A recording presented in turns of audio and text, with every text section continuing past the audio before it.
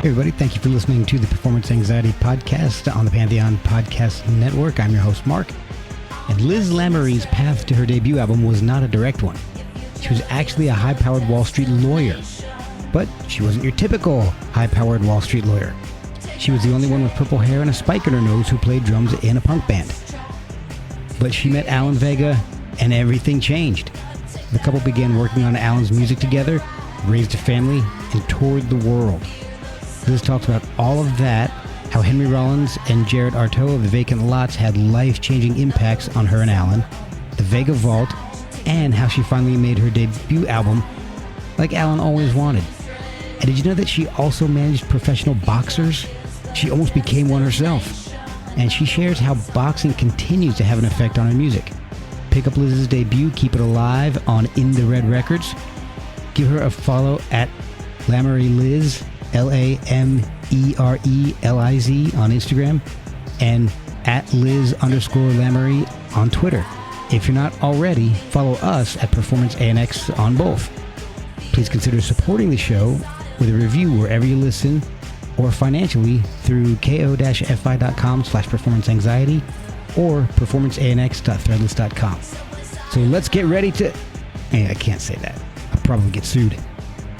Enjoy round one of Liz Lamere on Performance Anxiety on the Pantheon Podcast Network. Okay. Thank you for tuning in to Performance Anxiety. You're listening to Liz Lamere. I appreciate... Oh, no, that's terrible. Sorry. Again.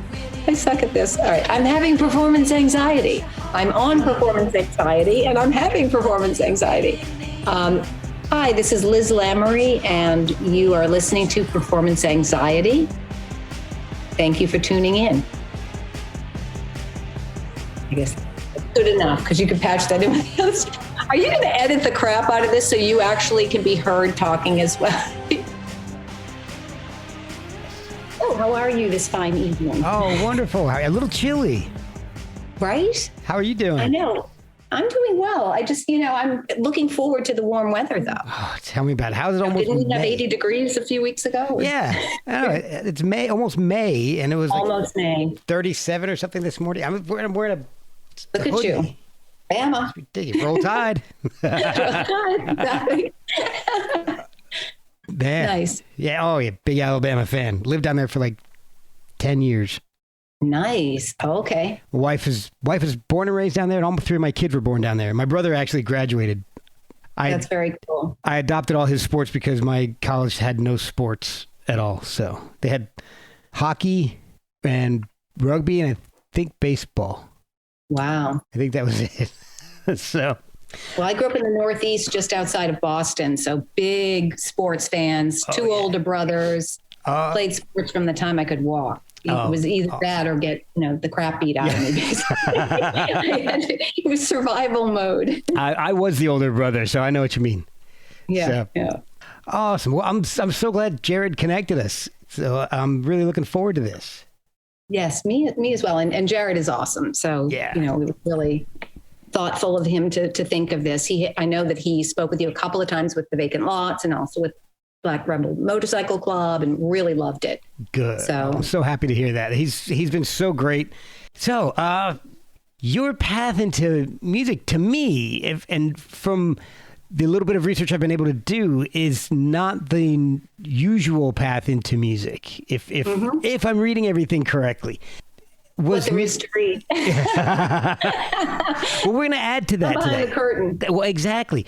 And music wasn't exactly your first career choice. And was it a big influence in your life? Was it a big presence in your life growing up? Yeah, no, absolutely. And I don't really see things in terms of career choice. It's a journey that we're all on. Okay. And for me, pursuing, if you want to put it in quotes, a career in law was more a means to an end. Okay. And I early on discovered, I went to Catholic school 12 years with the nuns, brutal, so many rules, but it was great because it taught me how to not follow the rules and feel that, it's okay to have structure, right? Yeah. But you have to decide, you have free choice to kind of decide how you're going to spend your time and focus your energies. And I learned pretty early on that for some reason I could study and memorize material pretty readily. Okay. And I became a very good student because then that allowed me to do all this other stuff I love doing.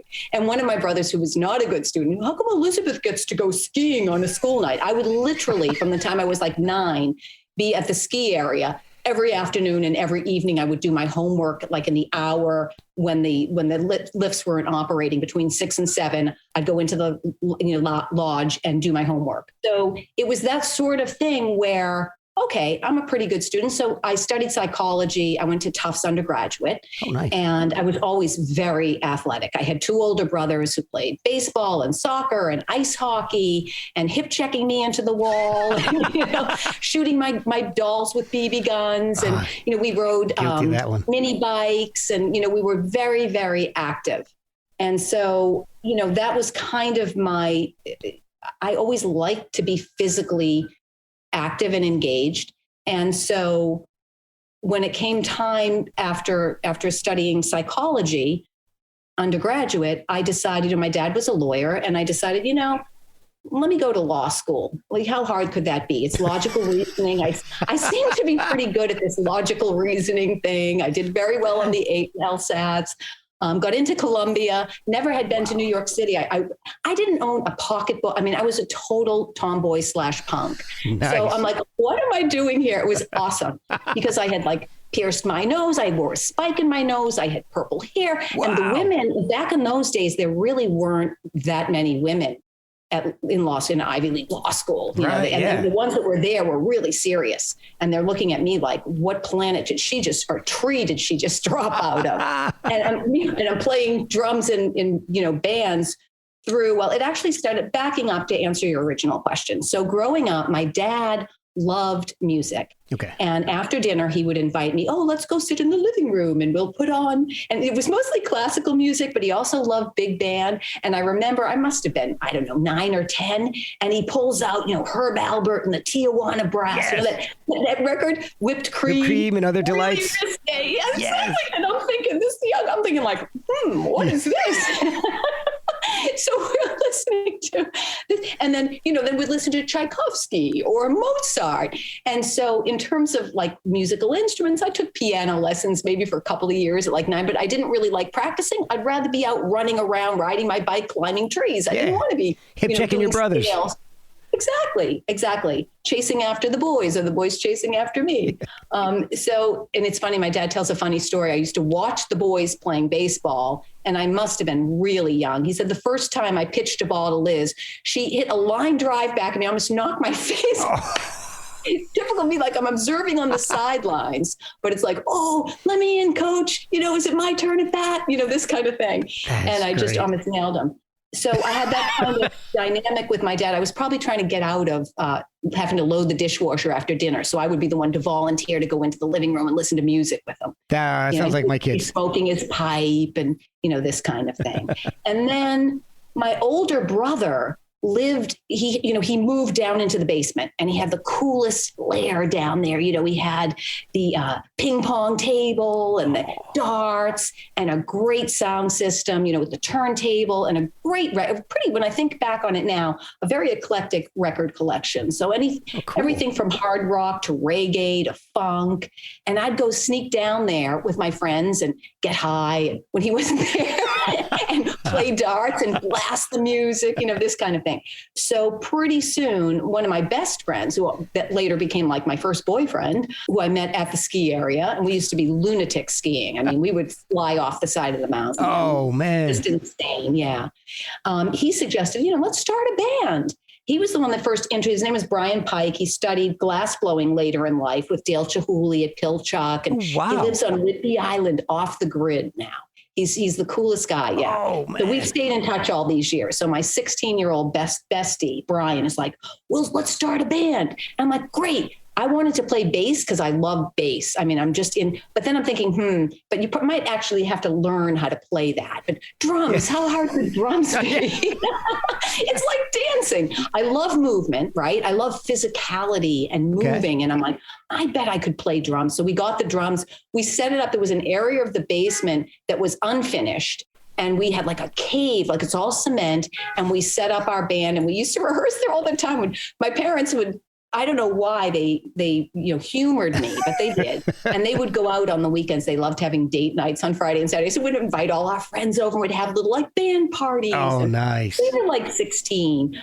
Then we'd sneak into the Rat and go see like the Dead Boys or, and Brian, and he introduced me to the Stooges. He would find all these tapes. I don't even know where he would find them, but he had Velvet Underground and Iggy and Patti Smith and, and we're like, whoa, this is like a whole other world now.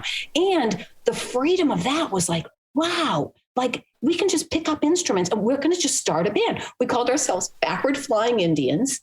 Oh, wow. Right? BFI. There were big garbage trucks that had BFI on the side of them.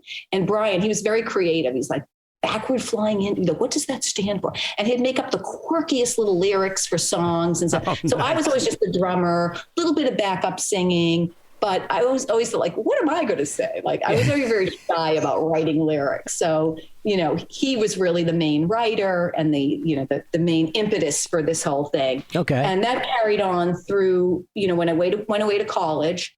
I played in a couple of bands during college, but nothing, just for fun. Okay. And we continued playing. Brian and I, stayed close and we continued playing through college. When I went to law school, I formed a band called Moral Turpitude.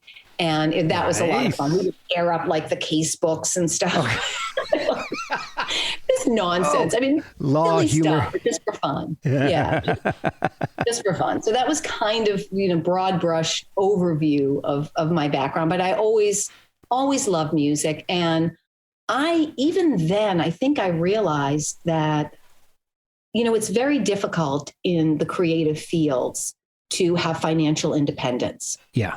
And because I was fortunate and, I came from a middle-class background where we had the resources and my dad was a lawyer and, it was just, there was a path there that seemed like path of least resistance in some regards. Okay. It was also super interesting being on Wall Street during the days. This was during the hostile takeovers and when insider trading first hit the press. And because I did well in law school, I ended up at a big Wall Street firm representing people like Drexel Burnham and Michael Milton. Oh, wow. The whole insider trading thing, I was in on seeing how the investment bankers, I don't want to get into any trouble with, any, but, there was a lot of shit going down. And because I had that, I was surrounded by that frat boy thing because I grew up with guys, it didn't faze me. And I was able to kind of be a fly on the wall and be cool, so to speak. Oh, yeah. Taking this in and observing and thinking, holy shit, this is insane. And I met Alan after I had only been doing that for a couple of years.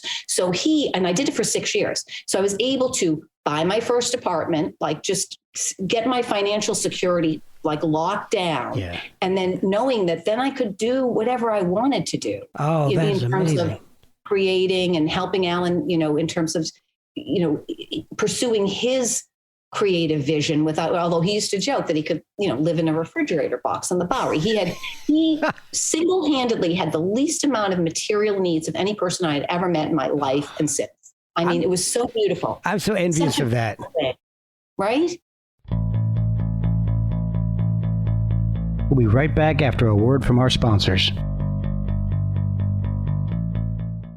This podcast is sponsored by BetterHelp. Without a healthy mind, being truly happy and at peace is hard. The good news is therapy works. But what is therapy exactly?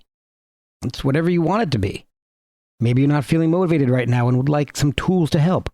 Or maybe you're feeling insecure in relationships or at work, not dealing well with the stress. Whatever you need, it's time to stop being ashamed of normal human struggles and start feeling better because you deserve to be happy. And now you don't have to worry about finding an in-person therapist near you to help. BetterHelp is customized online therapy that offers video, phone, and even live chat sessions with your therapist, so you don't have to see anyone on camera if you don't want to. It's much more affordable than in-person therapy, and you can start communicating with your therapist in under 48 hours. Try doing that in person. So join the millions of people who are seeing what online therapy is really about. It's always a good time to invest in yourself because you are your greatest asset. And a special offer to Performance Anxiety listeners, you can get 10% off your first month of professional therapy at betterhelp.com/performanceanxiety. That's betterhelp.com/performance anxiety. Thanks again to BetterHelp for sponsoring this podcast. Especially when you see such conspicuous consumption on the other hand. And the guys that I was working with on Wall Street, they're in their early 30s and they look like they're like ready to drop. They're walking out of the crypt, right? Yeah. Because they're working around the clock. They're stressed. There's so much stress. Talk about performance anxiety, right? Yeah. There's a lot of money riding on this and they're just not taking care of themselves. And then I meet Alan, who by the time I met him in 85, late 85, he's in his he was like 47, 48. And I'm thinking he's like 30. Yeah. Honest to God, I knew him for like 6 months. He lived at the Gramercy Park Hotel, right? And I'm like, I opened the drawer to his desk to get a pen or something. He asked me to grab a pen. And I see this little black and white photograph and I flip it over and it's like, Alan, age 2, 1940. And I do the math in my head. I'm like, holy shit, he's turned 48. I was more in love with this man in that moment. I was so unbelievably blown away because he just had this incredible youthful spirit, but right until the end. I mean, his body might have been failing him, but his energy and his life force and everything else, what he exuded was just so remarkably amazing and vital. How did you end up meeting Alan Vega in the first place? Well, I became known at the law firm as being like the punk rock drummer. Okay. And so another lawyer, she was a litigator. I like corporate law, right? Because at first the litigators are in the library and they're doing all these memos and everything. And if you miss a case, you're going to fuck this thing up. Yeah. But the corporate lawyers are going to meetings and there are deals being done. And you get to hang out and listen to the business people and the partners discussing these deals. Okay. And then you get to be the one that gets to document them or go to the printer and file all the documents with the SEC and that sort of thing, which was unbelievably mind-numbingly boring to the point where I'm like, please, dear God, let this deal die. So ultimately I said, am I really investing this much time in something that we have no passion for, A, and B, I'm hoping that the things die rather than trying to put something together and affect relationships you care about. So that was all happening behind the scenes. So anyway, in any event, Dory was Mark Cooch. It was Alan's guitarist in the Alan Vega band from the early 80s. He did he did the Collision Drive album with him and he toured with him. Okay.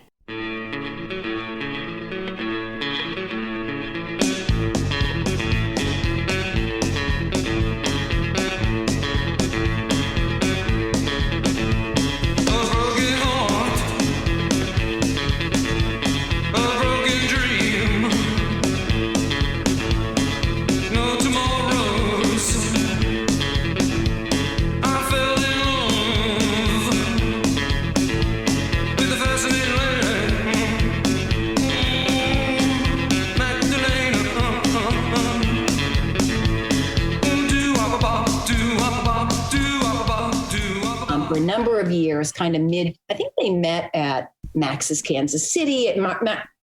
Cooch was a big guy, head to toe leather. He looked like heavy metal, but he was the salt of the earth, the nicest guy, and you just felt like you were totally safe around. Oh yeah, I bet. They were very, very close. So Dory says, "Hey, my brother's going to be picking me up, and we're going to go pick up Alan Vega at the Gramercy Park Hotel. He just put out a record, Just a Million Dreams, on Elektra Records, and there's a big record release party at the Palladium. So we're going to swing by the Gramercy and pick up Alan. Do you want to come?" And I'm like, oh, okay, that sounds like fun. I had never heard of Alan Vega or Suicide. Right. I said, okay, that sounds cool. And so I proceed to take off the 3-piece suit, put the spike in the nose, the combat boots, some kind of after the Holocaust type outfit. And this ensemble was not inviting. I probably did not look very feminine, but I probably looked pretty tough. Oh, and man. We show up at the Gramercy and Alan opens the door and he had this incredible energy about him. And behind him, I remember the first vision of him, he's got the hair and the bandana and there are light sculptures on the wall and there's machines on the floor. And he's like, who are you? And rapid fire, he'd probably done some coke in the bathroom for 5 minutes. Is that okay to say? Oh, yeah. Yeah. It was the 80s. Exactly. It's a podcast. Nobody cares. Right. So yeah, but it was the same. I had the same kind of like, holy shit, who is this guy? Reaction. Like we were both hit by lightning. Oh. And we go off to the Palladium, and Alan kept breaking away because he's, they're there to see him, and everyone's talking to him, but he kept breaking away and coming over and talking to Dory and myself. And so what's your story? And you're really a lawyer? You're a Wall Street lawyer? And she's like, and she's also a drummer. And Dory kept saying, go away. She doesn't want to talk to you. I think Dory wanted to fix me up with her brother, quite frankly. And she was probably being a protective friend, thinking, oh, rock star, he's got all these groupies. Liz is going to get hurt because Liz is like, girl next door kind of girl. That makes sense. Right? It makes sense. Yeah. And then he goes off on tour right after. But fast forward about 6 weeks, and I find out that they're back from tour. I said, you know what? I know where he lives. I'm not shy. I'm picking up the phone. I'm going to call him. I've been thinking about him all this time. I called him. He's like, Liz, oh my God, I've been thinking about you the whole time I was gone. When can you come over? Come on over. We'll hang out. So I went over there. We sat in the bar at the Gramercy and proceeded to talk for like 6 hours straight. Oh, wow. And we were more or less together. And he was so adorable. I got you this scarf at this flea market. I got you this necklace. Like during the tour, he's buying things, thinking of me. It was so sweet. I'm like, oh my God. And Dory's like, forget about him. I'm like, no. She says now that she kind of was figuring we'd, be a good match, but. Oh, well, yeah. Yeah. So that's basically how we met. Yeah, exactly. And 31 years later, and I can honestly say, honest to God, I never lost that sense of, and we lived together for the first like 6 or 7 years. It was great because I had my place. He still had the place at the Gramercy, would go out a lot, would go back and forth from place to place, but he officially like moved in with me. And like 88 would see each other like every single day. And the first few years, I was still doing this crazy job. And he's like, it was insane. I was telling him stuff behind the scenes. And he's like, holy shit, this is insane. That you're dealing with. I can only imagine. And he always got it. He was so smart. Like he understood, even though it seemed like it was a completely different world from his world, he completely got it. But yeah, so I still, to the very end, always got that sense of butterflies and that sense of excitement. Oh, I'm going to see Allie. Allie's going to be. It sounds really cheesy, but it's so beautiful. True. So, he was just an amazing person, an incredible person. And he inspired me in so many ways. So the opportunity to it's funny because he had been in a prior relationship where working together wasn't necessarily a positive thing. Oh. And so he had kind of jokingly at first said, and he would come to see, I was playing in a band called Snub at the time when we met. I played drums, Sergeant Slaughter's No Underwear Band. Shout out to them. And they were awesome. They were so much fun. Catherine was at Barnard. Bob had been just graduated from, I think, the School of Visual Arts. And John was at Hunter College. And here I am working on Wall Street. What a crew. But we had so much fun. And Alan came to see a couple of we played at like CBGBs and stuff like nothing serious because again, it was not like we weren't like careerist about it. We were having a lot of fun and the songs were so quirky and silly and we weren't taking ourselves seriously and we were having a blast. And that was great. But Alan used to joke and say, we're not going to do music together. And then a few years later, he's like, I'm thinking of going into the studio because he had come off Elektra Records and he started really to reconstruct what he wanted to do with music. He wanted to get back to his roots and really experimenting with sound. I mean, back in the 60s, he'd take a transistor radio and walk around the streets and record sounds. Wow. And then play with the sounds. Music concrete. Exactly. So, and people don't realize how much he contributed to Suicide just in terms of the creative direction of sound and that sort of thing. I mean, Marty is absolutely brilliant and in terms of melodies and everything else, gorgeous. But Alan was more of that like hard sounding, he just anything that was like just really crazy, static. And so, I think we had a really nice balance to each other.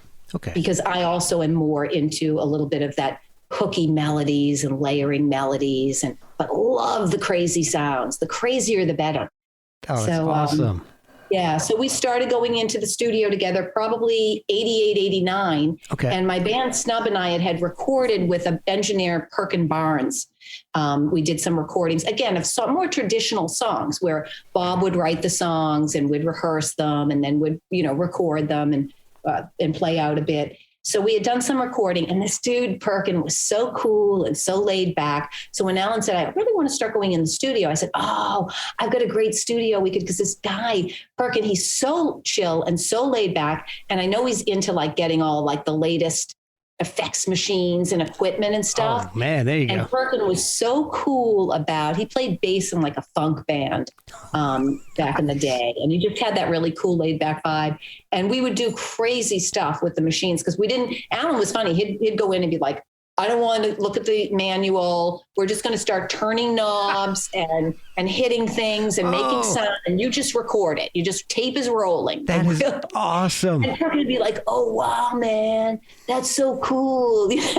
A lot of engineers would be like, don't fuck up my machine. I just paid a lot of money for that. And Perkin's like, oh, wow, man. Ripping up the manual. And Alan was super intense and Perkin was really chill. So it was like really a great combination. Oh, that is I'm awesome. sorry. I'm off and running and No, that's fine. I love this. This is great. Yeah.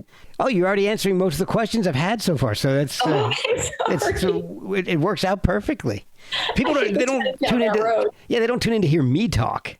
So oh, come on. Oh God, no. So when did you start playing out live with him? So that's another interesting question because Alan, after all the experience with suicide, he had a love-hate relationship with being on stage, right? I mean, he probably had a little bit of post-traumatic PTSD, right? Whatever it is, PTSD. Yeah. Oh my God, I can't even say it. But, after having axes thrown at his head and, everything that happened in the early days of suicide, it's funny because he loved being on stage. He loved the energy of that, but he wasn't chomping at the bit to get back to doing that. So I would say probably the first several years were spent working on the first album we did together, Deuce Avenue. Deadly dealers with juice to buy, a cop is lying. Deep oblivion.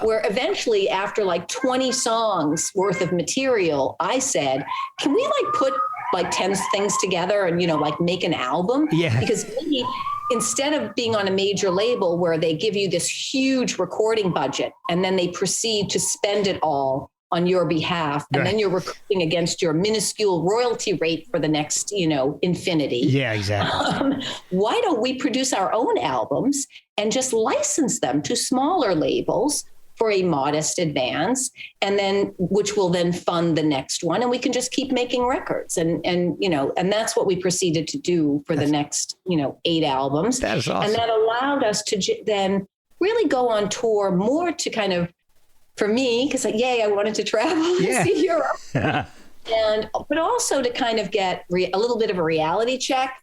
Alan liked to do, let's kind of road test this and see what people think when they hear it. Okay. So we started to do a little bit of that. We aligned ourselves at Marc Hurtado, who was a French avant-garde filmmaker and musician with his brother in Attente Donné, had asked Alan to do a collaboration and a vocal on some of their music.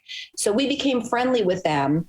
And Mark started inviting us to go do shows in Europe. And he would put together these really interesting, quirky, special event.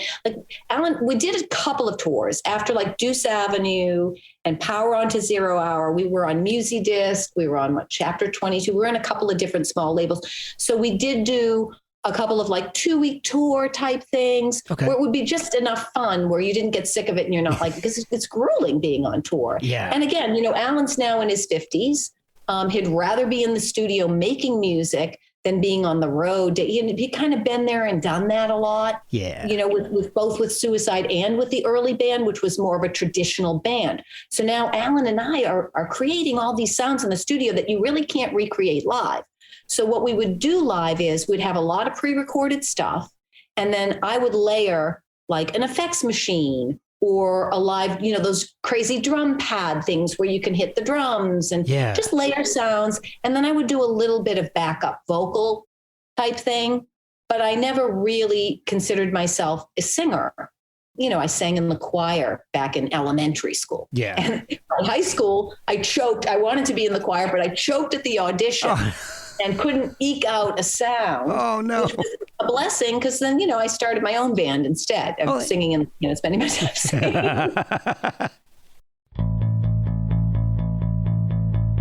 We'll be right back after a word from our sponsors. Hey guys, I want to talk to you about socks for a second. Why not? It's a music podcast. But I tried a pair of socks from Boldfoot and loved them.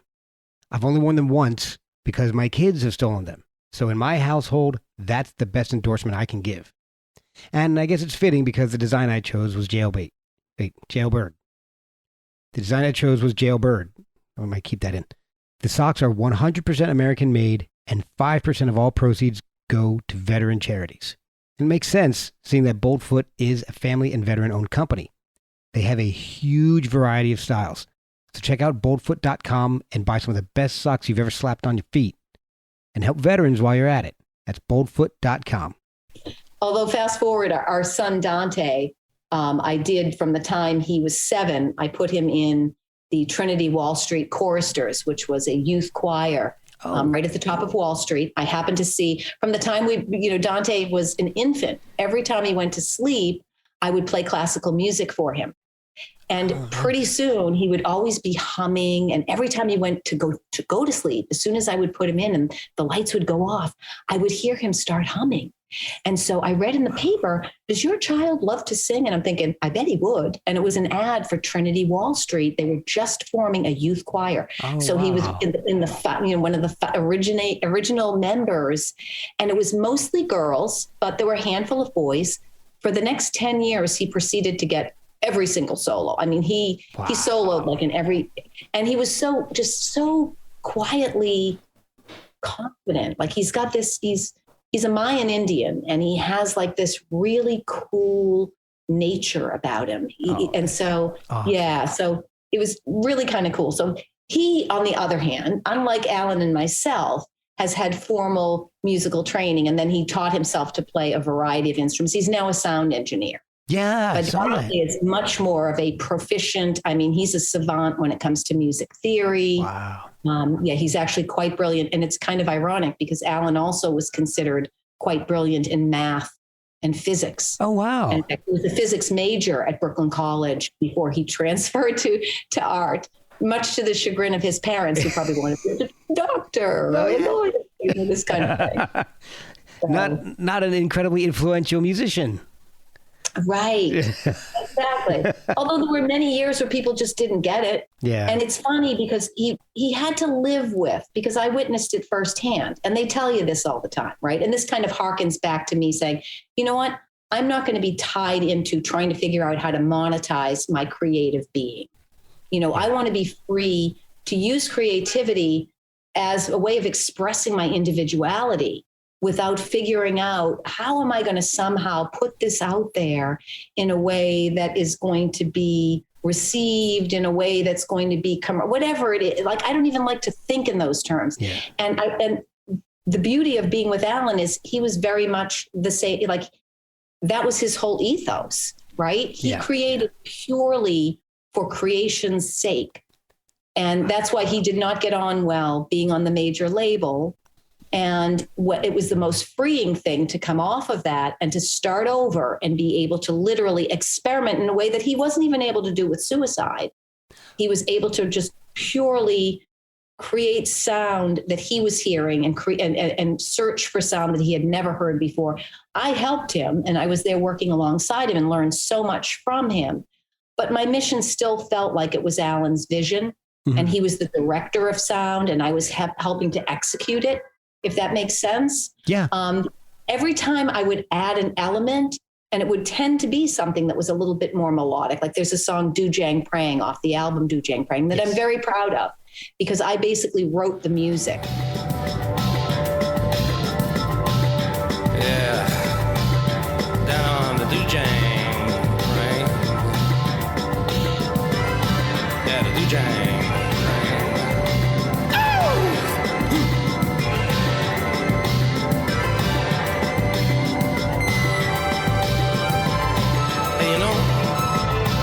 Everybody here is chewing on gun barrels. Oh. And ironically, Bruce Springsteen listed it as one of the songs that he listens to in Mojo Magazine years ago. And I'm like, yes! That is awesome. And Henry Rollins loved that song. And it's just got a great, but that's a perfect example of, you can kind of tell which songs I had more of a lead on in terms of creating the melodic flow. And we would often fight. Perkin would love it, because we'd be like fighting like cats and dogs. We loved each other so much, but like, fuck you, Alan. He'd be like, fuck you, Liz. We're not, that's too, that sounds, do something else. I'm like, oh, but I love that. I love that sound. Or there'd be a little sound when we go to mix. I'm like, oh, but I love this sound. Alan would want everything in. The cacophony, the most brutal sounding, he'd love it. Yeah. And fuck them if they can't feel it and hear it and da-da-da-da. And I'd be like, oh, but I love this little nuance right here. Yeah. Dial that in a little more, or pull these things out so we have space and compression and all this, whatever it was back then, I loved working the mixing board. The three of us would line up. Okay, at 30 seconds, you're going to pull out 2 and 4, and I'm pushing up 6 and 8. Right? That is now awesome. It's all in a grid. I love working with my son Dante, who's a sound engineer. Jared Artaud, who's producing music out of the vault with me, is just absolutely brilliant and technically very proficient, and knows, everything there is to know about really enhancing sound and everything else. Yeah. But I'm still old school, and Dante will say to me, but your ears are so good because you don't have to rely on, we'll just put it up on the grid and then everything will be auto-corrected and everything will slot into where it's supposed to be. And this will be the pattern and that. Yeah, exactly. We don't do any of that. It's like we are creating this. We still have that kind of creating it from scratch. It might sound like, because I just happen to love layering simple riffs. I mean, that's how I create my music. I just layer riff after riff, and it's just stuff that resonates with me. I don't know where it's coming from. It's not a preconceived thing. It's very similar to what I did with Alan. I finally have time with Dante. I jump on the machines. I just start, just start recording. Yeah. We go back, we listen, we pick stuff that we like, we start layering it. And it's the same thing with the vocal. I had no clue how to sing, because for me, the only actual singing I did was I would grab vocals from the various songs that we were performing live. Okay. And I would basically be feeding them to Alan so he would know what song we're on. So it's like, wow. Whatever, Psychopatha, and I'm boys and girls, moms and dads, we can, blah, blah, blah, blah, blah. Here we are in Crazyland, whatever it was. And then Alan would know what song it was. That's amazing. I've heard that live, he wouldn't play the same song twice the same way ever. Ever. Oh. Never. And so he didn't want to go to sound check. He didn't want to know what the set list was. I literally do all of that. I'd go into the studio with Perkin and make the recordings, would pull out all the vocals, or sometimes would leave some of his vocal in. Okay. But for the most part, would pull out the vocals, would, get different mixes. And then, so I'd have a master recording, and then I would have sound effects that I would then on CDs that I would then run through the effects machine, and then I could play that live, but I was playing effects from the original recording, but then morphing it through an effect machine. So it still works, but yeah. And it was so much fun. And then Alan was total, the vocals were total freestyle. And as I said, I would just pick like 2 or 3 key phrases from each song, and I'd be in the background kind of chanting them out so that he would know which song it was, so that he might pick up on that, or he might not. He might make it a completely different song. The music would be more or less the same with me adding stuff, but the vocal completely different. But I love that because it was so freestyle and so freeing, and people didn't seem to mind. You know, he said I'd kill myself if I had to be like Mick Jagger and like create, right? Do the same performance. People wanted to sound just like the record. Exactly. So he got lucky because he never did that with Suicide either until the very end when people wanted to hear that classic first Suicide album. And then he actually enjoyed performing that because it was pretty simple, right? How many lyrics were there? Yeah. And that's how could it be? That's the thing. I've gotta thank Jared for this because I didn't get into Suicide until having him on the show. I'd listen to some and I'd say I don't get it. And then speaking with Jared, I'm like I and knowing his involvement with the Vega Vault, I got to go back. I got to give it a listen, and it's so much different than when the first time I heard it decades ago. Yes. And it's just, you're a different person too, right? Exactly. I love that when you revisit stuff that a different version of yourself heard and you're hearing it completely differently. The two biggest examples of that for me are Suicide and Swans. Nice. Neither of them hit me when I first heard them, and now I'm into them.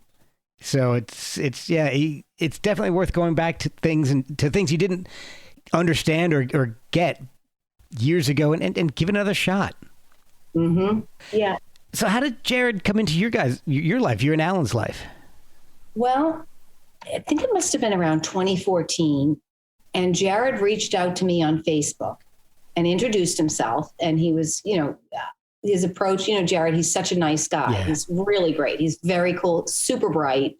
And there was just something about his vibe, the way he reached out and said, my band, The Vacant Lots, has covered Alan's song, No More Christmas Blues.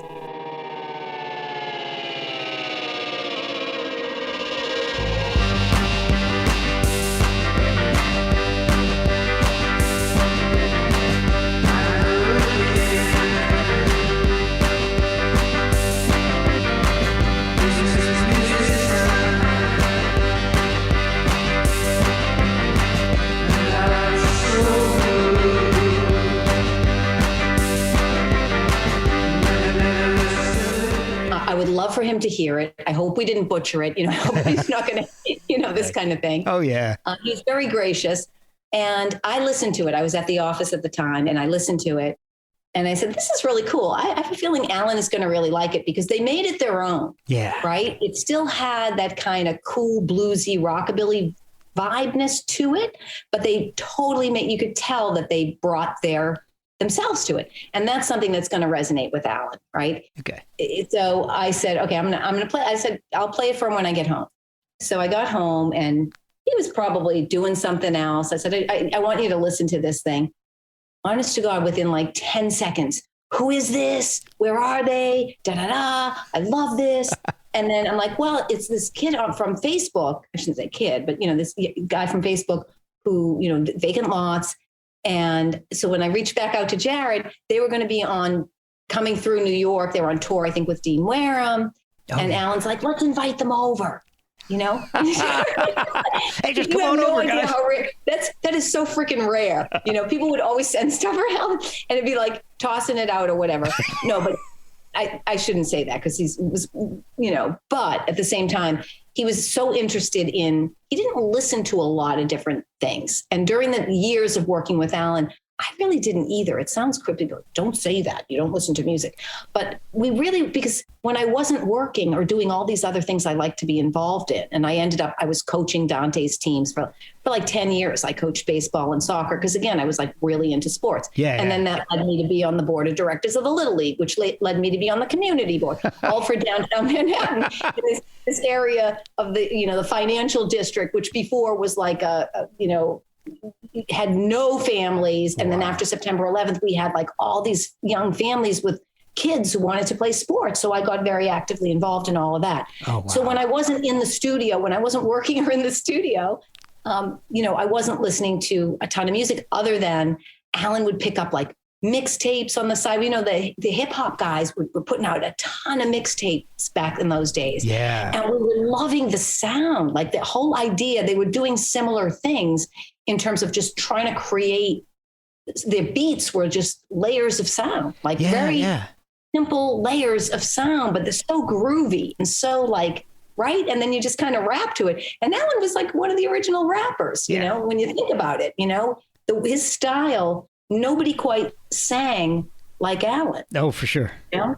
And he's telling a story, and he's becoming these characters, and he's believing it so intensely.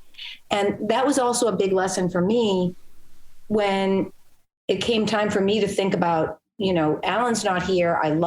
So back to Jared. I'm sorry, I'm jumping around. That's okay. People are going to really have to drink a lot of coffee. They're going to be like, what the hell is she talking about?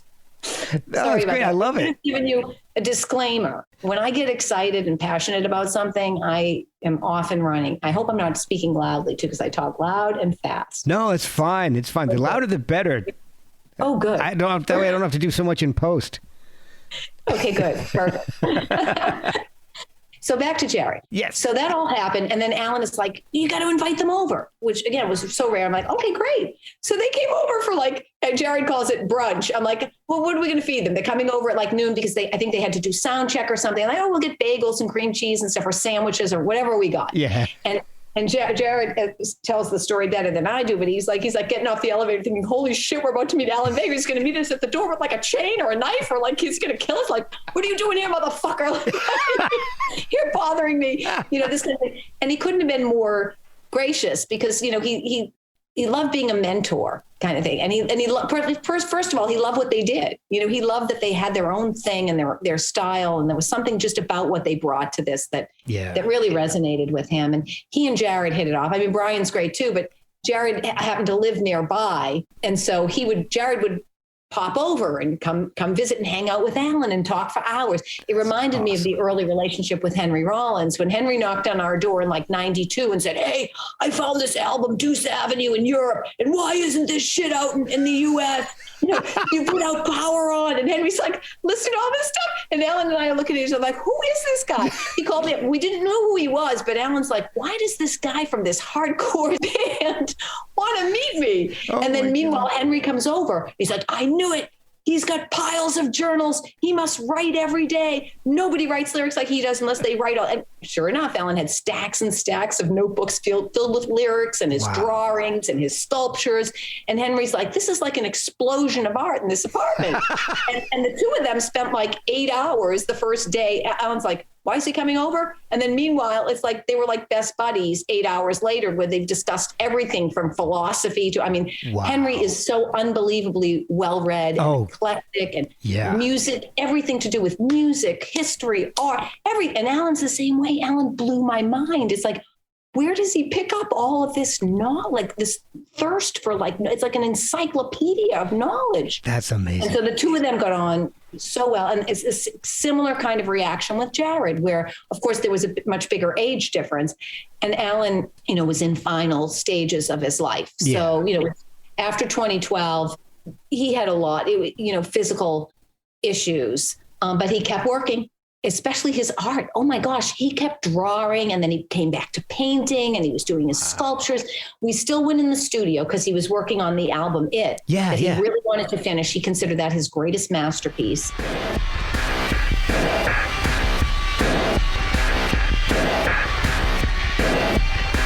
Hey, the bastard is dead.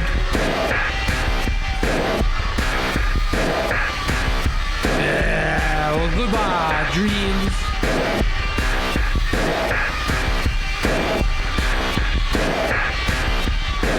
Piss with the rat traps. Piss with rat. So, Jared asked if his label wanted to do like a split single with us. So Alan's like, why don't you go, he said to me, why don't you go into the studio and see if we've got something that we haven't previously released? So I went in, and Perkin and I kind of went through, and I just happened to see, we're scrolling through, and I see Nike Soldier.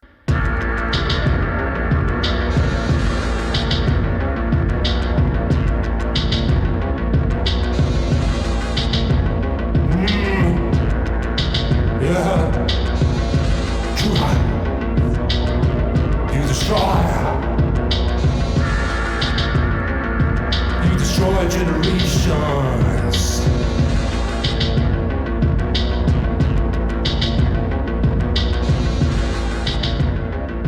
we had never released that. And I'm like, I vaguely remember that because this is from like the 90s, right? Oh, It's not 2015, but this is a song we did, it must have done sometime in the 90s. Oh, okay. Because we would literally go into the studio, and for every album we released, we probably had, no exaggeration, 20 to 30 songs worth of material, where then I would, and he wasn't cherry picking, it would be whatever evolution he had come to of a particular cluster of songs that we were working on at the time that I would say, hey, can we release an album? I want to go on board.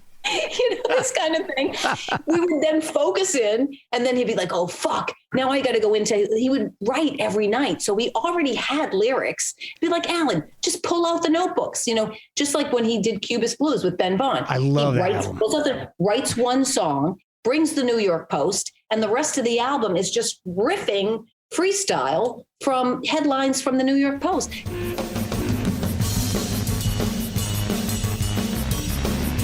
Yeah, make a big cake. Yeah, there ain't no civics. It's just a slow day.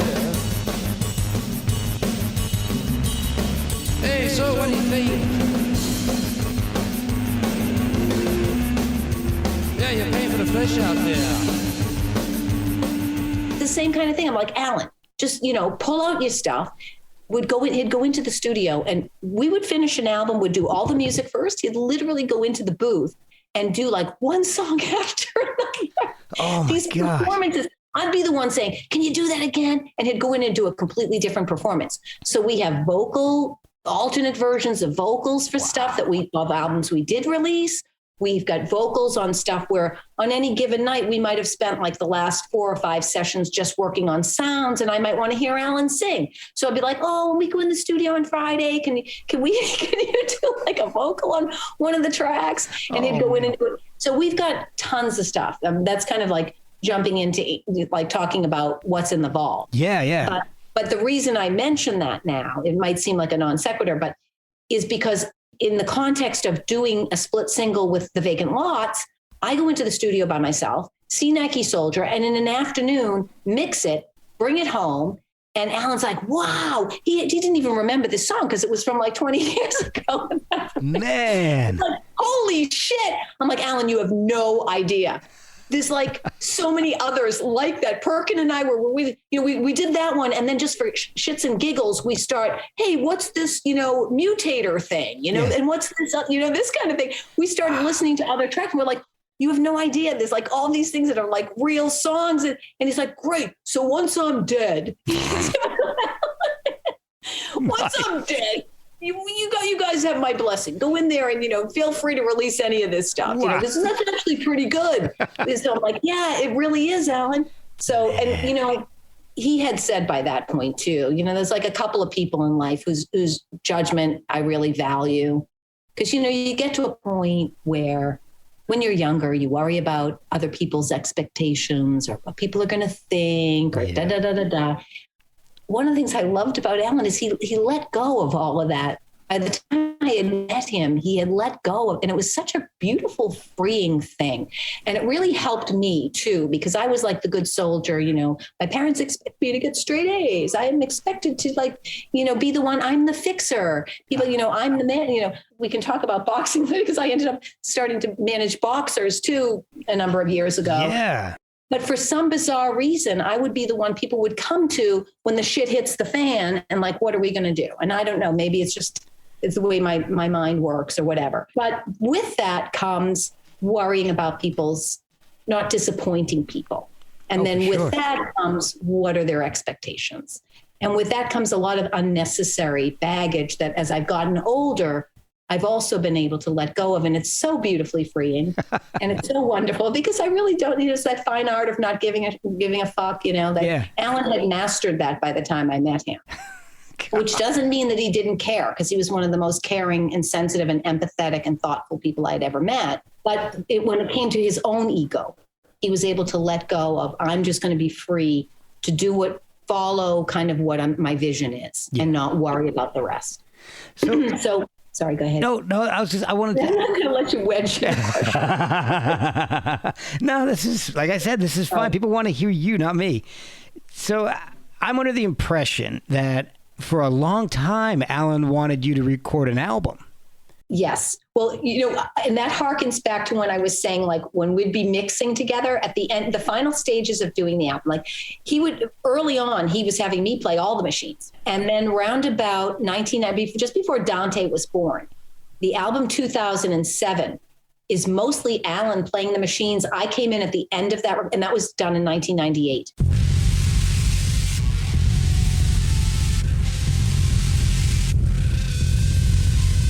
Jimba.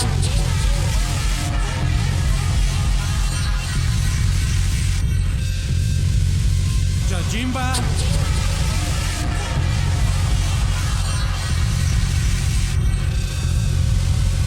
Jimba. Jimba. Yeah, your baby cries. Your swat flies. Just before Dante was born, I stopped coming into the studio as much. And Alan started just playing because we were running a lot of sounds. We were creating sounds and then running it through and triggering it through the keyboard. And I would always play like riffs on the keyboard and would run different sounds with that sort of thing. So Alan 2007 is even more stripped down and minimal than that. And at the end, he had me come in and layer in some melodies and stuff like that. Okay. But he did most of that album himself. But prior to that and subsequent to that, I was always involved in the mixing stage. And that's where we would butt heads a little bit because I would want to hear a little bit more of the melody. I would want to pull things in and out so that there was separation of space and the sounds because I thought the sounds were so cool. And so Alan would say to me, you should do your own music. Like, you're a really great musician. And I would say to him, though, but what am I going to sing about? Like, I didn't feel like what am I going to say? For me, the hurdle was more lyrical content. Mm-hmm.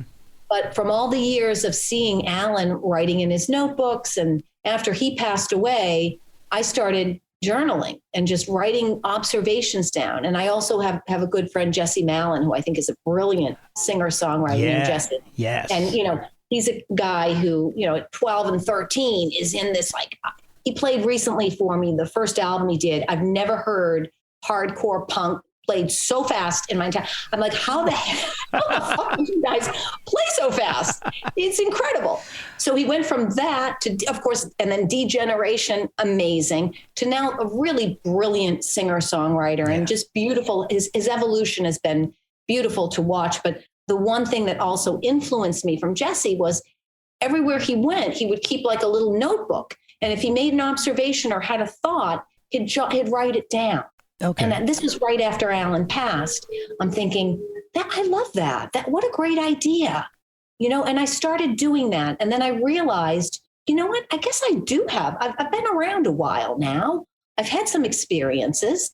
I'd like to think I've made some decent observations that other people might resonate with other people. Yeah. And hey, fuck it. That kind of fuck them if they can't take a joke thing. Like, yes. Wouldn't it be fun? I love making the music. The music I don't feel self-conscious about. That's fun. But it's like, I always had a little bit of that hesitation. And then I don't know how to sing. So it was the same kind of thing when I was first starting on this album. It was literally just like the expression from boxing, let your hands go. Okay. Because I had written all this stuff and I'm just going to perform it as if I'm telling a story. And I'm internalizing, kind of similar, I guess, to what Alan was doing, like internalizing the characters in the story.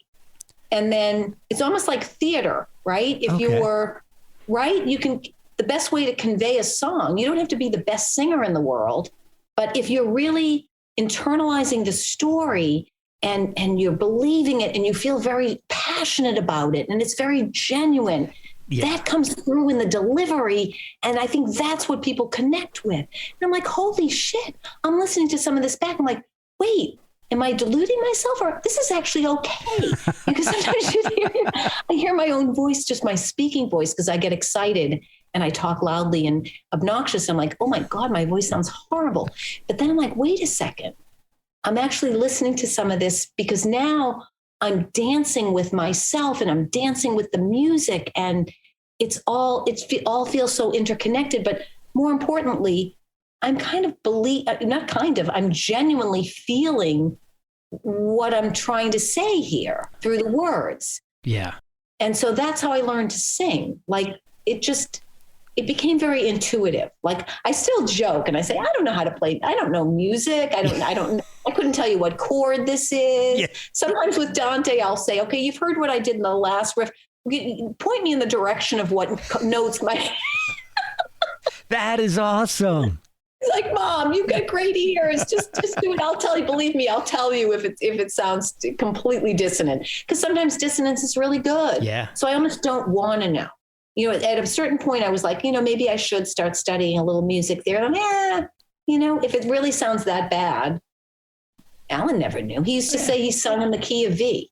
I love that. Right? It was so true. And he had this theory of no notes. Like you strip everything. That was the other beautiful thing. Everything in life should be culled down to the most essential, right? It's like that simplicity. And I think we're getting away from that today with society, and technology is wonderful and social media is wonderful, but it feels like we're losing sight of our basic humanity. I agree 100%. And I think there's an analogy there to be made with the music too. Alan used to say to me, like, the hardest thing to play is something really, really simple, because you've got to believe it and you've got to nail it. You've got to nail that to the wall, motherfucker. Yeah. Or it's not going to fly. Exactly. And that's exactly what they were doing with Suicide. They were willing to go out on that stage and literally die any given performance because they truly believed that they were doing something groundbreaking. And, sometimes you question yourself, are we deluding ourselves? Because people are throwing shit at us. But that was coming from their own thing. That had nothing to do with Suicide and what Alan and Marty were doing, other than they were scaring the shit out of them in some instances, because it's like, holy shit, they've just totally rewritten the book. Yeah. Now what? Exactly. There was a little bit of that going on too, Yeah. So you've got this music that you're recording it in Alan's space where he would do a lot of his artwork.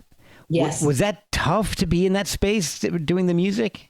Well, I'm still in that space now that I lived with Alan. We lived in this particular home. We had another apartment in the same building earlier, but we moved into this, and it's a like 22-foot ceilings. It's a really cool loft, 2-floor space, which was great for Alan to, he did all his sculptures here.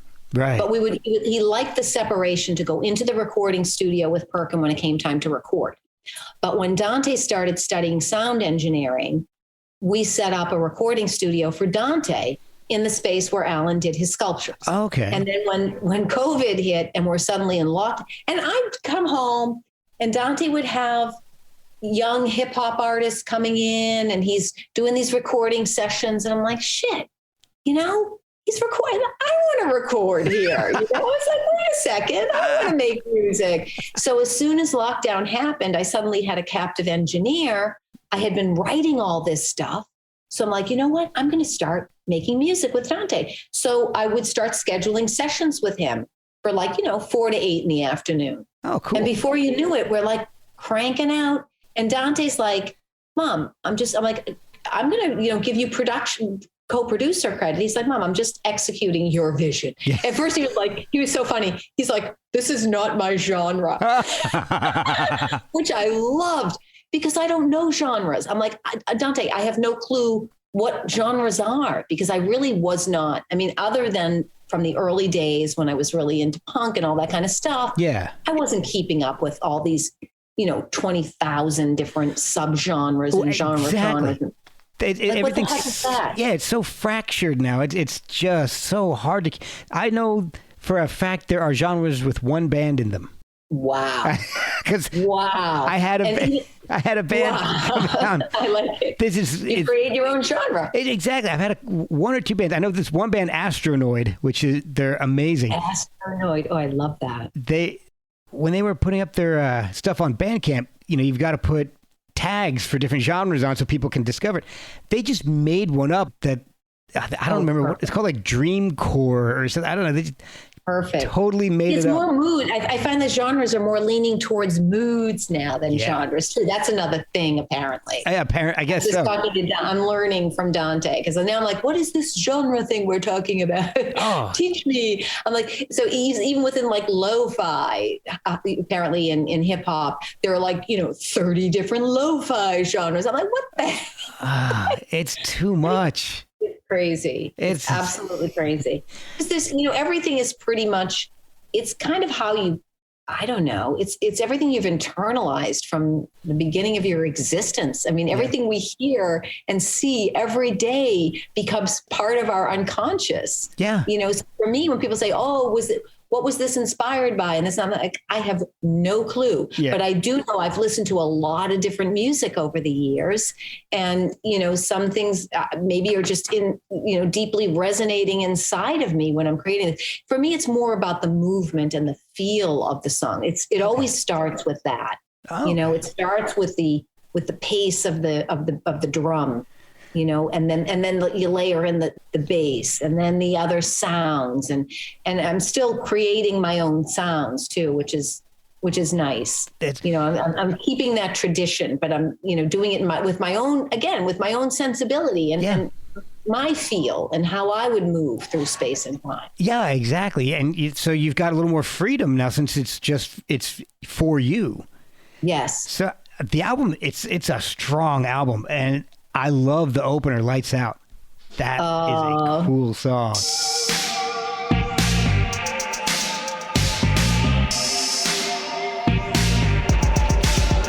Fighting shadows in the night, another round, the endless fight. Let your hands go, release the doubt.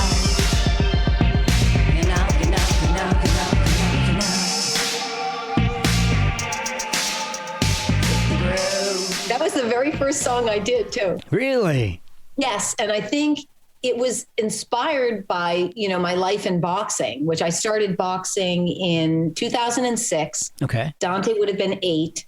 Just before, as I said, from the time he was 5, actually more than 10 years, from the time he was about 5 until they were about 16 or 17 getting out of high school, I coached mostly soccer, but also baseball. He dropped out of baseball, I think, when he was about 11. But he was also studying Taekwondo, and I would go to the classes and I would sit there, and most of the parents are on their phones, and I'd be watching the kids do the forms. And then other students who had graduated from the class would come back. Now they're in college or young adults, and they'd come back at the end of the class and they would spar. Everyone would line up across from each other and they'd do kicks back and forth, right. Just a casual sparring type thing. And so eventually the teacher says to me, because he sees that I'm watching them, because I'm really into sports, right? He says, "Hey, do you want to come up and join us?" So I did. And I had memorized, I think I was up to like yellow belt in terms of memorizing the forms. First time I got on the floor. Yellow belt in memory. Yeah, exactly. In memory only. I had never even moved physically through the forms, but I managed to fake it. Wow. And then the very next class, a bunch of people came, and one of them was a college student who was like I don't know what degree black belt he was, and he lined up across from me. And I didn't even have a belt on yet, so he didn't know what level I was. Wow. And I tend to be the type of person that moves forward as opposed to back. I tend, as if physically, in terms of as a boxer, I'm a very aggressive boxer puncher. I'm very aggressive. Okay. So this was before I started boxing. So I moved forward just as he was kicking, and he kicked me a direct hit in the ribs. I went flying back. I had very badly bruised ribs for a few months. So as I was recovering from that, I'm thinking, what am I going to do next? Maybe it's not Taekwondo. And Alan was having a nutty. Dante and I used to walk by this boxing club, a traditional boxing club. It's called Trinity Boxing. It looked like a movie set from, going back in time to traditional boxing with all kinds of cool memorabilia and whatnot. And all of the and I could hear hip hop music cranking out of this place. The windows were open to the street, and I'm kind of peeking in as we would walk by to go to the sports fields. So this isn't, I'm like, I say to Alan, and Alan used to always watch boxing. like, I think I'm going to take up boxing. It's like, are you fucking kidding me? One of the first things he says is, I really like your nose. He said, I'm going to be so pissed if you fuck up your nose. I'm like, Alan, I don't have to spar. I'll tell, right? Yeah, right. About 2 months in, I'm like, okay, I'm going to spar. But I'm only going to spar. They're professional fighters and they're men. They're not going to hit me in the face. Right. It's like, okay, well, I've got headgear on and a mouthpiece. So they're hitting me in the face, but I'm more or less, I'm blocking. I'm learning how to block, and my defense is getting better. Don't worry. And they are still afraid to hit me hard because I'm a woman. Right. They still have that like sexist thing going on, which I used to my advantage as much as I possibly could, because I was very aggressive. I'm going in. I'm going for the kill. And they're afraid to hit me back. It wasn't until I started sparring with women that I'm like, these women are seriously coming at me now. Especially, they will match your level of intensity. That's the beauty of boxing. Wow. So this is like 2006. I very quickly, from the day I walked into Trinity Boxing, I'm like, sign me up for the annual. I'm like, this is no intro to boxing thing. I am 1,000% hooked. And like literally training 3 or 4 times a week, because that's, I tend to go full tilt when I get into something. Really? And that was my, you picked up on that yet? So when it came time to write the first song, I'm like, I'm going to use like analogies and metaphors from boxing that are really metaphors for life. Okay. And you learn so many life lessons in boxing. The thing that really caught me from the very beginning is the level of respect that I had for these fighters, because they are genuinely putting their life on the line when they step into that ring. Yeah. There is absolutely nothing on this planet that is going to focus your attention as stepping into a ring even when it's just sparring, and the person coming at you is coming at you with bad intentions, and you have to protect yourself at all times. Yeah. And you've both kind of signed on to this idea that it's a chess match and we're each going to try to protect ourselves, but I'm going to try to land clean shots on you, and, again, it's funny though, with the women though, I'd be a little more hesitant to like, stick the jab into somebody's face. I'd be going more for the body shots, maybe the uppercut. And the same thing I tell them as I got older, I'm like, believe it or not. So the owner of the gym eventually says to me, you manage Alan's music career and, you're a lawyer. Why don't you manage some of these women? Because it was harder for the women to get fights. And it's it's a very tricky sport. Well, at least the good fights, they can get club dates, but to get the money fights and to the bigger, to perform at the Barclays Center, Madison Square Garden, it's still, MMA is much further advanced than boxing is in terms of, there are some of the Serrano sisters and Katie Taylor and Clarissa Shields. And, there's a lot of higher profile women now, but back then it really, and there was always the excuse that, people don't want to see women fight. The female fights were the most intense because they're brutal. Yeah. They will not cut you any slack. So Martin's like, go get your manager's license. So I think I went, 48 pages of regulations later, I sat down one night and memorized. And the next day I go into the New York State Athletic Commission and I like aced the test. I think I got like 100%. I probably proceeded to forget all the regulations within a week. But that's how my mind had that photographic memory thing going. And so I literally did that. And then I started managing a few of the women. Wow. And then eventually I started managing a couple of the men. I was legal advisor to someone who got a world title. Oh, wow. And became a really close friend. So that was really cool. And then I decided, because this whole ageism thing, like one of the things that would really inspire me was that the women at the gym would be like, because they knew I was older when I started. And they're like, you are so inspiring, like the way you move and your energy and everything else. Like they're not afraid to get older, right? And that's part of the whole keep it alive. It's like, and Alan had that in spades. No matter what's happening physically, like if you keep that inner fire going and you have passion and energy and enthusiasm, that comes out and it inspires other people. And that's the thing that attracts that positive energy to you. you know, and that's the thing that I love that. I love the fact that the women were very inspired by me. So I said, you know what? I'm going to see if I can get licensed by the New York State Athletic Commission and make my pro boxing debut. Alan freaked out. He's like, there's no way, da, da, da, da, da. But I have to tell you, right after he passed, I did. I had to have very competitive sparring with professional fighters. And, you know, I got a little hurt even in the sparring. Oh, it was serious just doing that. And they gave me the nod, but I had to get medical clearance. And when I went, I had to have x-rays done. And, you know, I've got some degenerating discs in the neck, completely consistent with my age. Mm-hmm.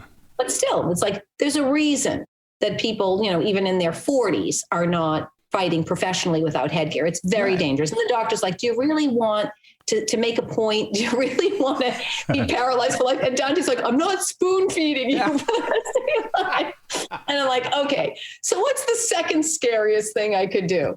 Make a record. I'm going to make, right? So that was my aha moment. Okay. So when it came time to make the record, I'm like, okay, the first song is going to be about boxing and it's going to be lights out. And it's kind of those life lessons, that whole kind of fight for your life, let your hands go, you know, it's like, yeah. Okay. So that's where that came from. And I love that song. I love the groove. Yeah. I was really lucky. Larry Hardy has been amazingly supportive. And he's like, you got to have a video. I'm like, oh, really? Oh, how fun would that be? Like, okay, cool. I've never done anything like that. And I'm a little self-conscious when it comes to like, I'm not used to being front and center, but I'm, hey, fuck it. This is fun. Let's have fun with it. And that was my comfort zone. We're in the gym. You know, and it was, I love that. And I love doing the video. That's so great. And Jenny, who did the first video, is doing a video for the song Sin, which was loosely based on Dante's Inferno.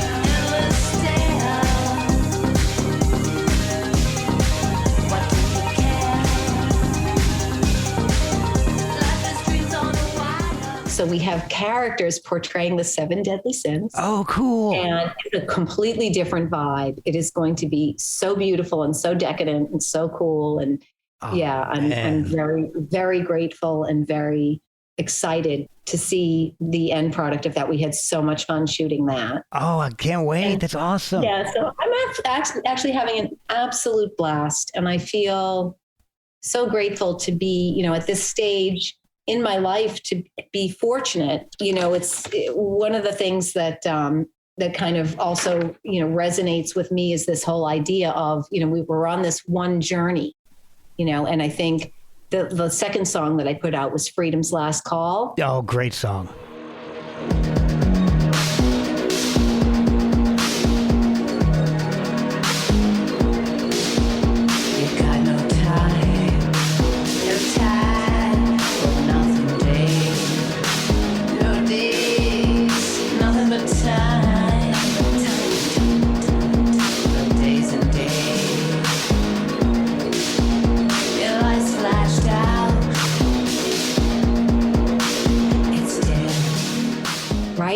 And here I'm so right.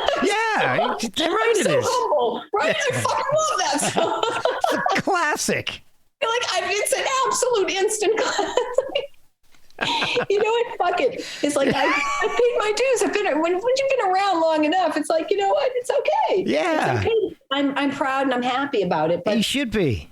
You know, it's that whole idea of personal freedom too. You know, obviously there's a lot of issues on many levels with freedom these days, but you know, I think Confucius said it. We have 2 lives, and the second begins when you realize you only have one. Yeah, and I love that because we all think we've got all the time in the world. Yeah, you know, and there are days when, you know, and that was also written during COVID. It was like, you know, you've got no time for nothing days, and then nothing but time for days and days. Like there are days when you feel like I've got no time. I'm so busy. Yeah. And then there are days when it's like, holy shit, is this day going to end? Yeah. Nothing but time, nothing to do. And then you don't, and then your lights flashed out. It was gone in a flash. Yeah, you know, exactly. And it's like, it's how you choose to spend that. You know, you've got this one run, and what are you going to do with it? You know, and it's that kind of personal freedom and the free will that we all have that really can't be taken from us ultimately, no matter what is going on politically and all the divisiveness and the atrocities that, I mean, it's just shocking what's still happening in the world. Where is our humanity? And where is our, like, wanting to explore each other's essence and laugh at ourselves and let the self-importance fade away and just be in the moment and really experience the joy of living in the moment. And it's sad. And you would hope that we'd learn some lessons from the crazy uncertainties and the challenges that we are all facing now. Let's treat each other beautifully and humanely and with love and respect. Yeah. And love the fact that we each have different views and opinions, and because we each have had such a different reality and a series of experiences. Yeah. Every one of us is so different and yet we're each so human, and we each experience the basic essentials of eating and breathing and sleeping and loving. And I don't know. I love Cruise Screen.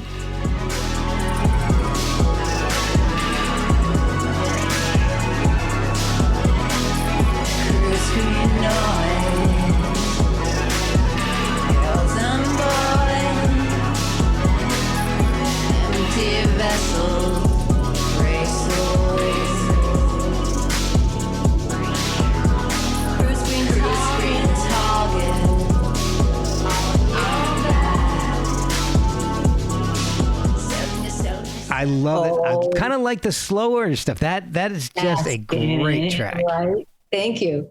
And, you know, that also was kind of inspired by this whole idea of social media and just getting sucked up into the, you know, the wave of you're riding on this open ocean and you're like the empty vessel, gray soul. Like, how many images can you take? How many filters for you to fake? Oh, you know, it's like we're just so sucked into that. And it's, I don't know. Surface.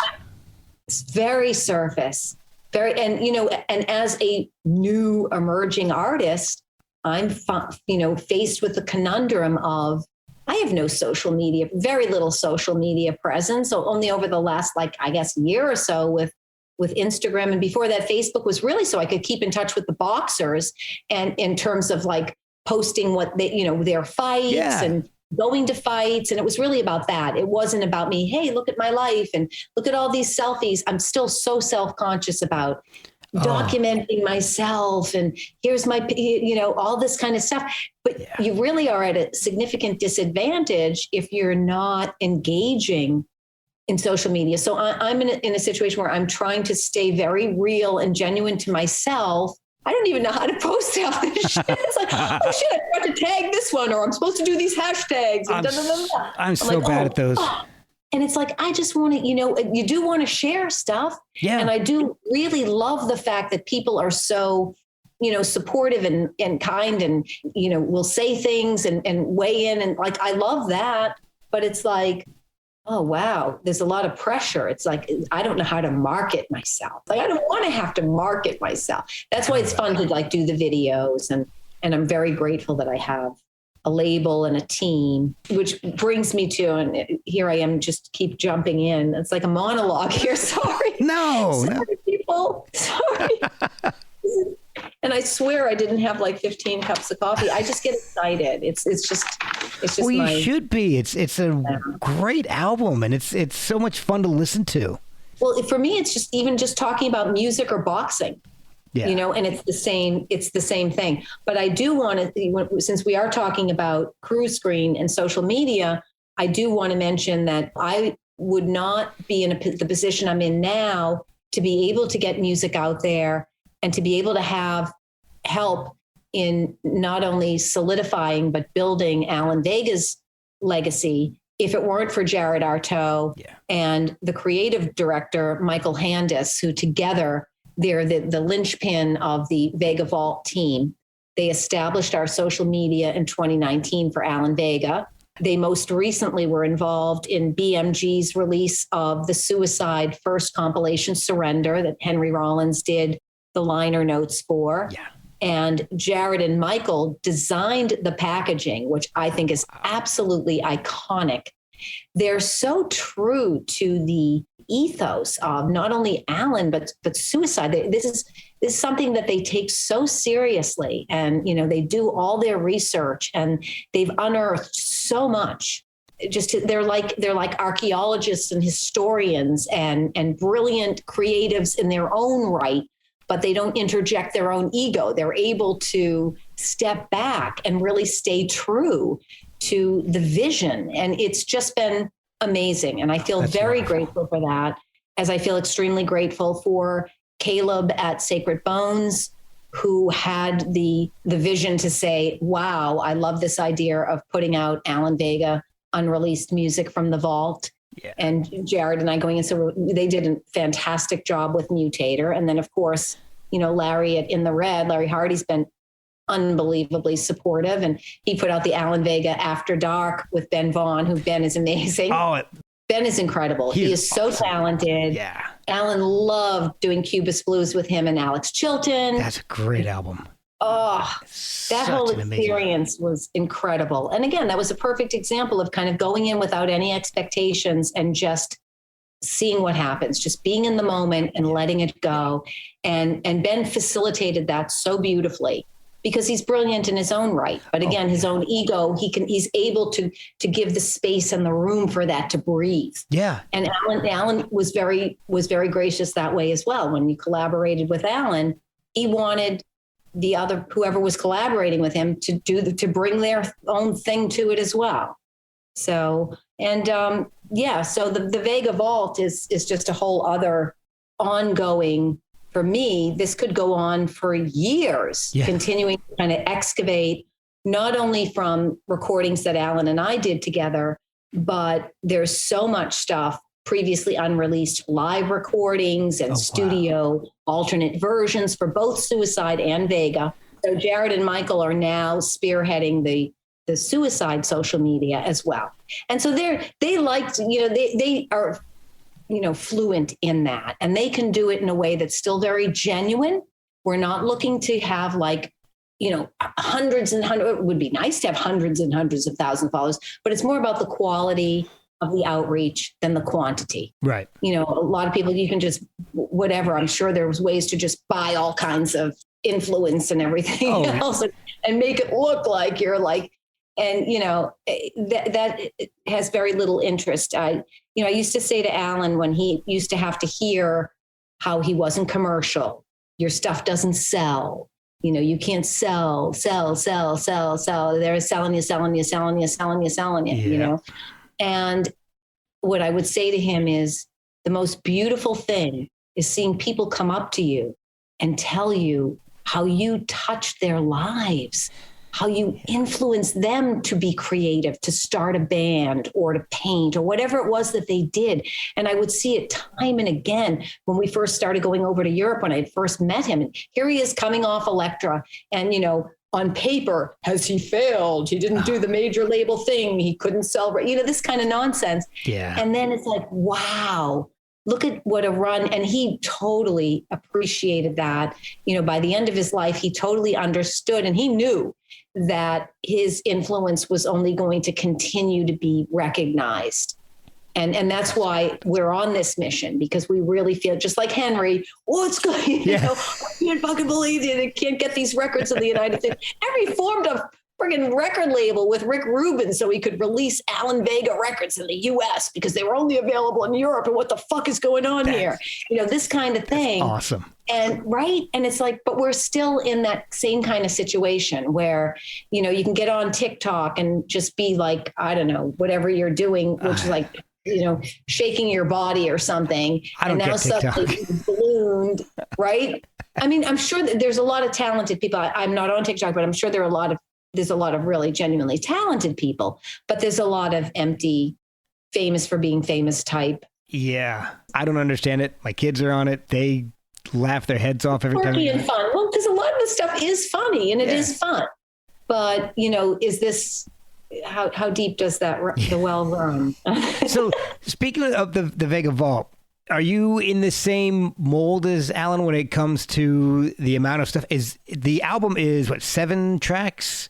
It's only 7 tracks. Right after that, I had met a hip hop artist ringside. He was best friends with the wife of one of the boxers I manage. Okay. And we just started talking, and I had just finished doing Keep It Alive with Dante.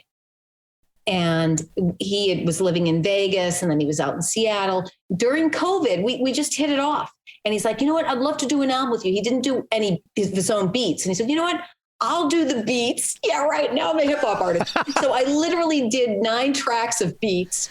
Nice. He flies in, and then over the course of 5 days, because I had all these lyrics too that I didn't use for my project, but just sketches. Mm-hmm. And he's on his phone. And this is back when I'm still handwriting stuff. So I learned a lot from him. I learned how to, we're not cut and pasting or anything like that. We're just jumping on the mic. Wow. He does a verse, I do a verse. He does a verse, I do a verse.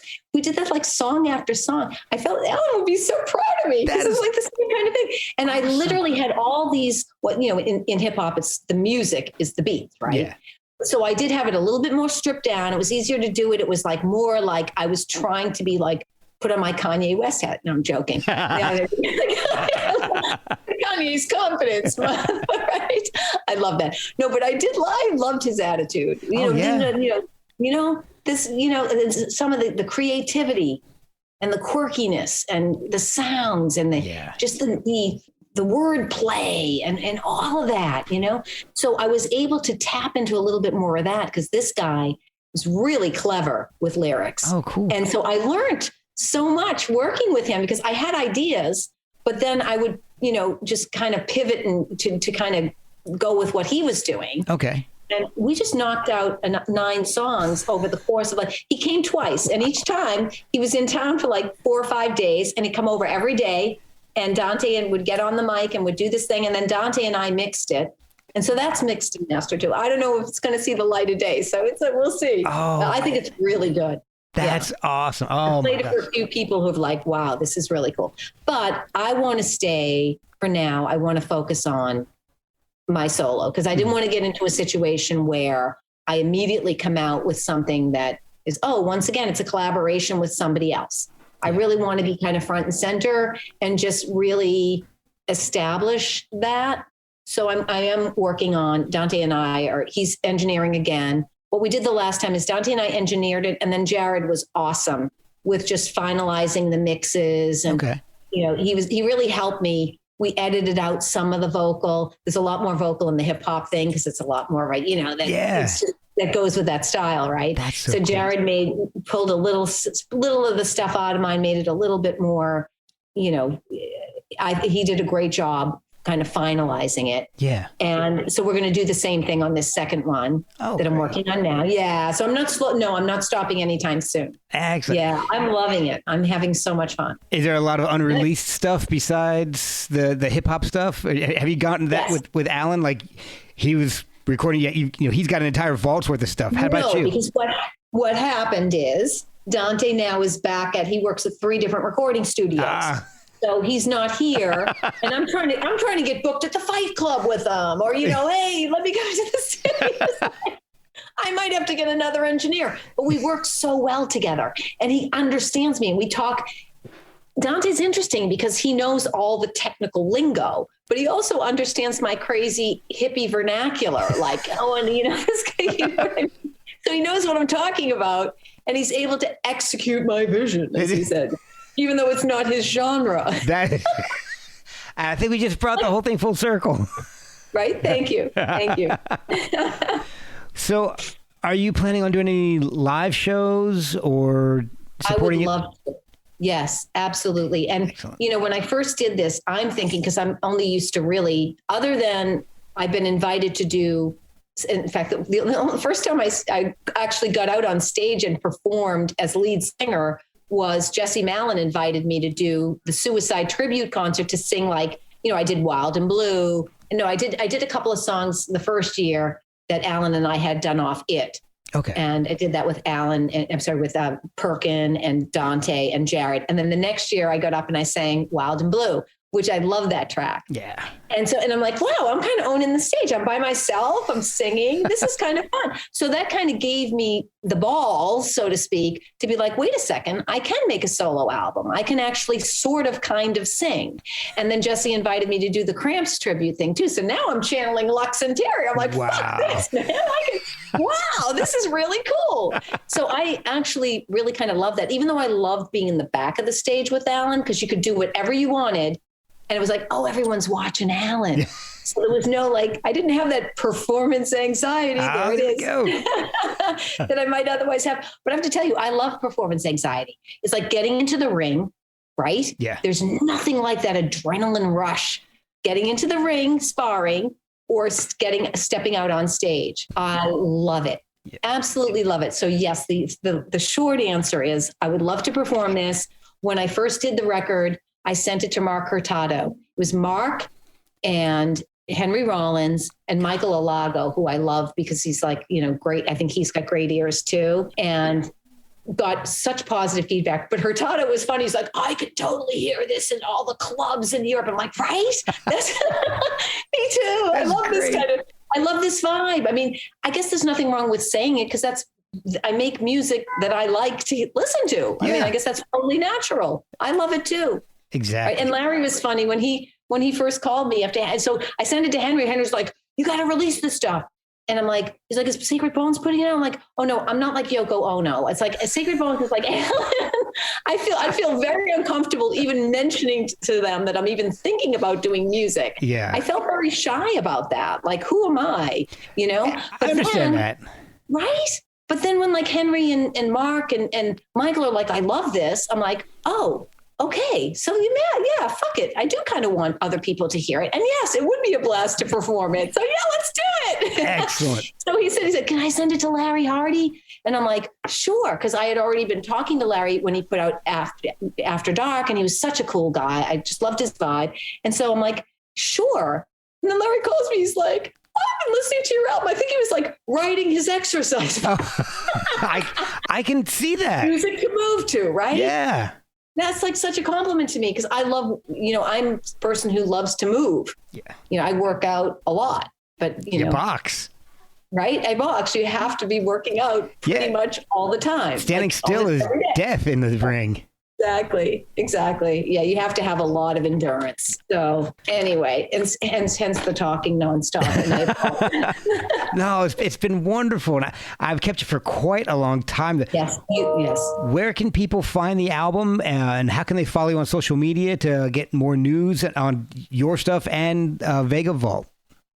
Okay, well, they can follow me at Lamere Liz. That's my Instagram. And I've got all the links in the Linktree bio on my Instagram. And the album is coming out. It's called Keep It Alive. It's coming out on In the Red Records on May 20th.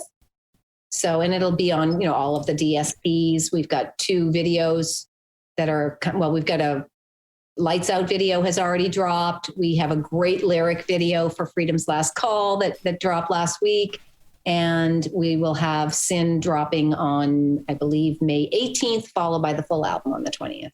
And then Alan Vega, there's the at Alan Vega Official and at Suicide Band Official. If anyone wants to follow what we're doing with the Vega Vault, they can go there. Perfect. Thank you so much. This has been so much fun. I've really enjoyed speaking with you. It's been great.